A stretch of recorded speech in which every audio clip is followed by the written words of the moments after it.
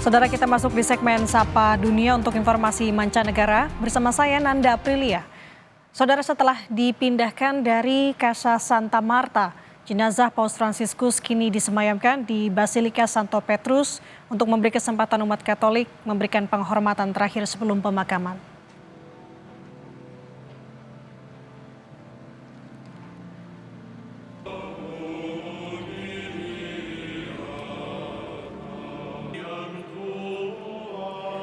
Jenazah Paus Fransiskus yang terbaring dalam peti terbuka dibawa dari kapel Casa Santa Marta, kediamannya selama menjalani misi kepausan di Vatikan ke Basilika Santo Petrus. Setelah upacara keagamaan, saudara, umat Katolik yang berziarah dan masyarakat umum diizinkan untuk mengunjungi mendiang Paus hingga jam 7 malam pada Jumat 25 April. Sementara pemakaman dijadwalkan pada Sabtu 26 April.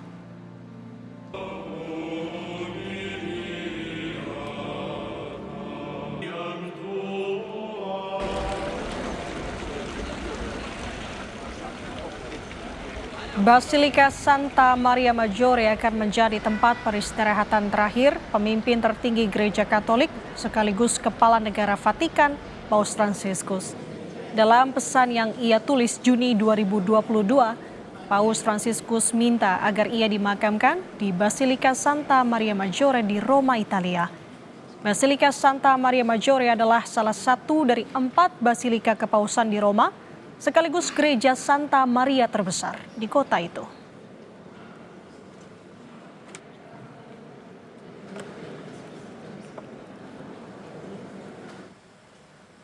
Jenazah Paus Fransiskus telah dipindahkan dari kediamannya di Casa Santa Marta dan kini disemayamkan di Basilika Santo Petrus.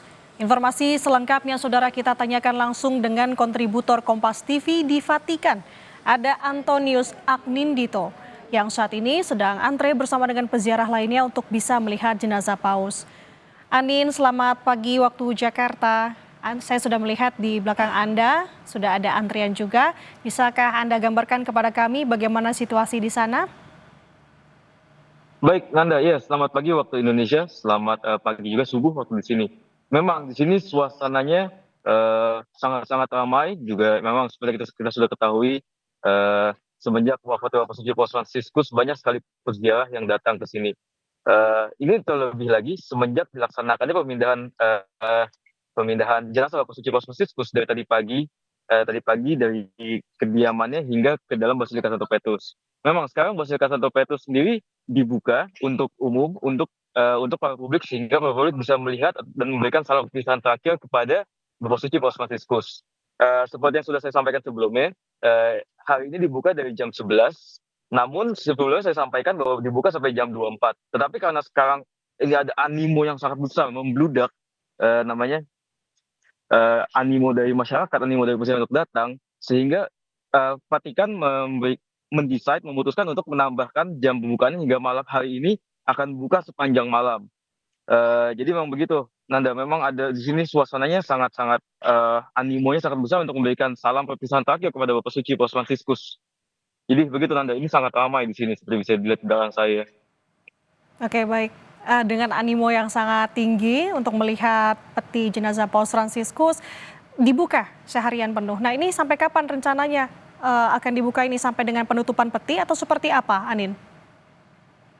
Baik, Nanda, memang rencananya adalah Bapak Suci Paus Fransiskus atau jenazah beliau bisa dikunjungi atau bisa diberikan salam terakhir oleh para peziarah hingga hari Jumat pukul 7 malam setempat sini. Dan para publik yang ingin datang mengunjungi di dalam Basilika Santo Petrus diperbolehkan datang tanpa perlu memiliki reservasi, tetapi memang perlu ada beberapa langkah-langkah, dalam artian ada beberapa langkah-langkah keamanan yang harus dilewati, dan juga beberapa ada titik-titik untuk mengantri masuk yang sudah ditetapkan oleh Vatikan.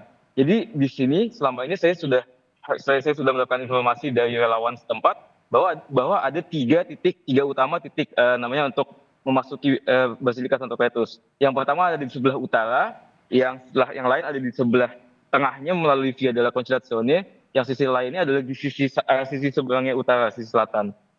Jadi memang antriannya sangat panjang, Nanda. Setiap orang mungkin mengantri lebih dari 2 jam hanya untuk melewati namanya metal detector untuk pengamanan. Dan setelah sampai di metal detector pun juga ada beberapa barang-barang yang tidak boleh dibawa, seperti misalkan eh, botol air minum, terus benda-benda tajam, senjata, dan hal-hal yang seperti itu. Selain itu juga memang ada aturannya di sini, mungkin karena selalu ramai ya, flow of information-nya juga kurang, kadang berubah-ubah tergantung namanya relawan yang di sini. Tapi dari informasi yang saya dapatkan, memang tidak boleh juga membawa tripod ke dalam basilika, kecuali memiliki izin khusus. Jadi memang orang-orang dan para peziarah yang datang ke sini, sebagian besar tidak membawa benda-benda tersebut, karena memang tidak boleh. Tadi juga di luar botol-botol semua disita, botol besi maupun botol plastik. Begitu, Nanda. Oke, terlihat juga sebenarnya dari Anda yang tidak membawa tripod ini menggambarkan bagaimana pengamanan di sana, Iya. meskipun dengan memang antusias tadi yang cukup ramai. Nah, Anin, bisakah Anda jelaskan kepada kami nanti alurnya seperti apa, karena kesempatan untuk bisa melihat peti dan Paus Fransiskus sampai dengan hari Jumat nanti, karena di hari Sabtunya sudah harus dibawa ke Basilika Santa Maria Maggiore. Nanti seperti apa alurnya, Anin? Iya, betul. Memang untuk setiap publik atau peziarah yang ingin datang mengunjungi Basilika Santo Petrus untuk berikan salam terakhir kepada Bapak Suci Paus, alurnya adalah pertama memang harus mengantri melalui titik-titik yang tadi saya sebutkan itu. Ada kurang lebih 3 atau 4 titik utama. Titik itu melalui yang salah satunya ada di pintu utara, selain itu di pintu utama depan melalui Via della Conciliazione, dan di sisi selatan. Itu begitulah informasi yang saya dapatkan. Memang di situ ada antriannya sangat-sangat panjang, Nanda. Kurang lebih bisa sampai 2 jam hanya untuk mengantri masih di luar. Baru setelah masuk ke dalam melalui metal detector itu ada pengamanan yang tadi saya sudah sampaikan. Setelah itu juga di dalam masih mengantri lagi, Nanda. Jadi kurang lebih memang karena animo sangat-sangat luar biasa, dan ya kurang lebih mungkin dari pertama kali datang hingga sampai di depan jenazah Bapak Suci Paus Fransiskus mungkin kurang lebih butuh waktu 2 sampai 3 jam. Begitu, Nanda, untuk para peziarah yang ingin mengunjungi. Animo luar biasa dari masyarakat untuk bisa melihat peti jenazah Paus Fransiskus di Basilika Santo Petrus. Terima kasih kontributor Kompas TV di Vatikan, Antonius Anindito, melaporkan dari sana. Sehat selalu, Anin. Kita ke informasi lainnya, Saudara. Kebakaran menghanguskan truk besar di dekat Demote, Indiana, Amerika Serikat.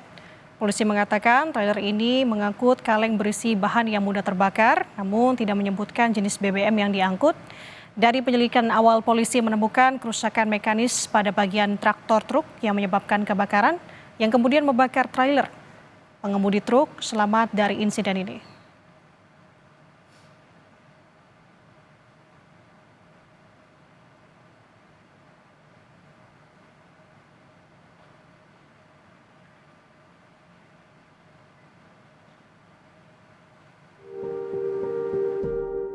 Kabar duka tersiar dari Vatikan. Paus Fransiskus, pemimpin tertinggi Gereja Katolik Roma, Senin lalu wafat dalam usia 88 tahun. Carissimi fratelli e sorelle, con profondo dolore devo annunciare la morte del nostro Santo Padre Francesco. La sua vita tutta intera è stata dedicata al servizio del Signore e della sua Chiesa. Ci ha insegnato a vivere i valori del Vangelo con fedeltà, coraggio e amore universale, in modo particolare a favore dei più poveri ed emarginati. Paus Fransiskus wafat sehari setelah menemui ribuan umat yang memadati alun-alun Santo Petrus, Vatikan. Berkat yang disampaikan Paus dari balkon Basilika Santo Petrus Minggu 20 April 2025 adalah berkat terakhirnya untuk dunia. Saat itu, Paus kembali menegaskan pentingnya membangun dialog demi hadirnya kedamaian di dunia. Kesederhanaan dan kerendahan hatinya menjadikan Paus Fransiskus sebagai sosok populer di seluruh dunia.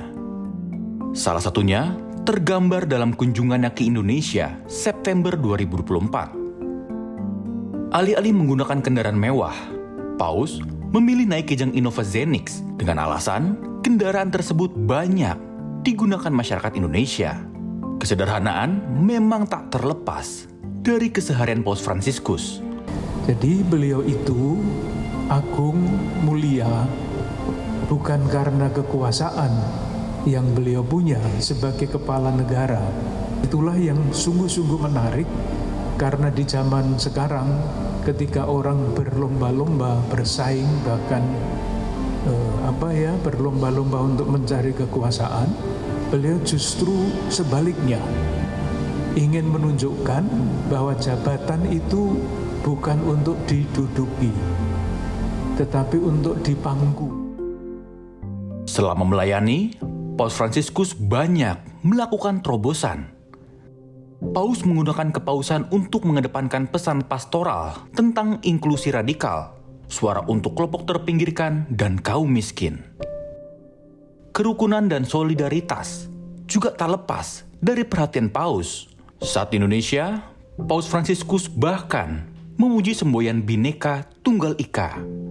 Che ospitate la più grande miniera d'oro del mondo, sappiate che il tesoro più prezioso è la volontà che le differenze non diventino motivo di conflitto, ma si armonizzano nella concordia e nel rispetto pacifico.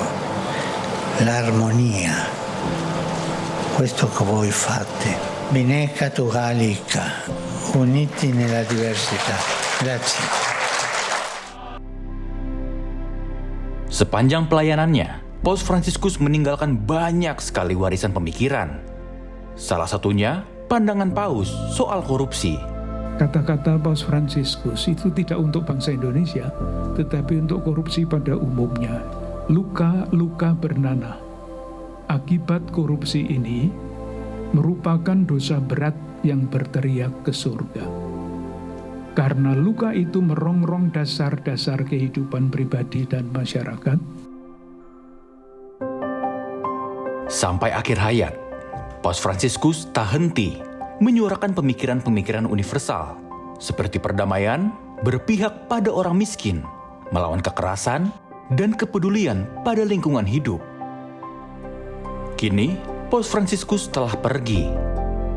Namun, kesederhanaan, keteladanan, pemikiran, dan komitmennya melawan kejahatan kemanusiaan harus terus disuarakan, termasuk soal korupsi yang masih merajalela di negeri ini.